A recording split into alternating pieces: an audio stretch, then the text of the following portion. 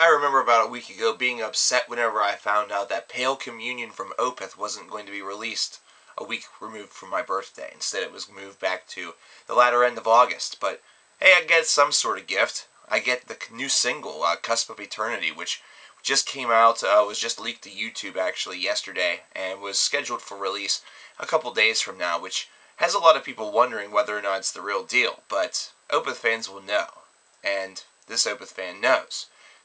Principally because there's a lot of fakes that are swirling around there, so really all you need to do is listen for Michael Ackerfit's, trademark register, and you'll know which one's the real one.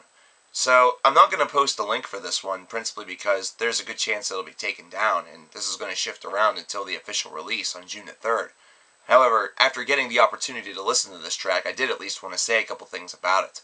And firstly, I do want to respect and really give a lot of praise to Opeth for what they've done within the past couple of years, and really the risk that they took on Heritage, and something that they're actually continuing with Pale Communion.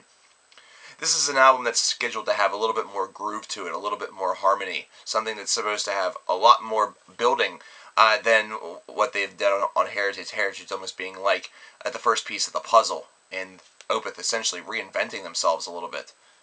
Now, Cusp of Eternity is a song that's only about 5.5 minutes in length, which may seem short for an Opeth song, but this is a song that also has a very basic pattern to it. This is something that has an addicting little introduction to it, a nice bassline pump, and really just a great set of lyrics and great singing from Mike to really drive the first portion of the song.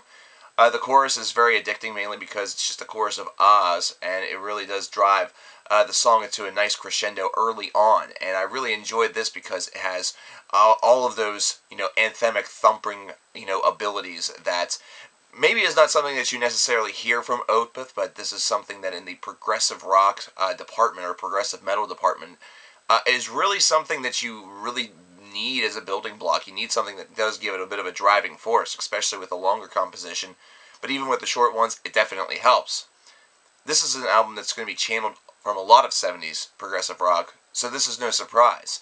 This definitely has a lot of the makeup of a very modernized version of that era of prog rock, and a heavier version of it as well.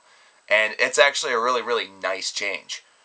Think about think about bands such as Goblin from that era, and you'll kind of understand where Opeth is kind of going with this album before you even hear it. I have to really praise the guitar solo on this song. This is definitely something that seemed to be sorely missing in some locations, but man, this one just keeps you headbanging. It keeps you going. It keeps you rocking. It keeps you rolling. And I dig the fact that there's a song like this that kind of almost bears a bit of a simplistic aim, but at the same time just feels like it has a lot of density to it. It feels like there's a lot of weight behind it. And the guitar solo definitely helps to build that sense, because it just has a great quality to it. It has a great feel to it. It has a great ambiance surrounding it. I'm not going to sit here and debate about whether or not Heritage, or should I say post-Heritage era Opeth is better than pre-Heritage era Opeth. I'm an Opeth fan, so I love Opeth universally. I always loved Mike's clean singing, and I always liked his growls. So, in reality, no matter what happens, I'm pretty much in heaven. Those that can't actually accept that, well, that's their own fault. I really enjoy Cusp of Eternity. I think it's a great track. I think it's one that certainly bodes great things for the album. Now, while I would like to see, a little bit more from the album, hear a little bit more from the album before passing complete judgment, well, I won't do that anyway until the end of August, whenever Pale Communion drops, but I still feel very confident about this record. I still feel very happy about where things are going. And I'm still just morbidly curious to see how it's executed. Principally because Opeth is this band that has been able to execute and do everything regarding any style that they really try with a high degree of perfection. And maybe that's just one man's biased opinion, considering Opeth is one of my favorite bands of all time. However, I also feel that musically speaking, it definitely has all of those values. And it's just something that doesn't register with everybody in the case of Heritage. However, I'm interested to see what happens with this, considering now being 2 albums into this whole idea. Well, now there's some expectations. What did you guys think of Cusp of Eternity, if you've even heard it? What do you guys think about the post-Heritage Opeth? Do you think that this is going to be something that's going to really shine forth past perhaps the faults that you found in Heritage?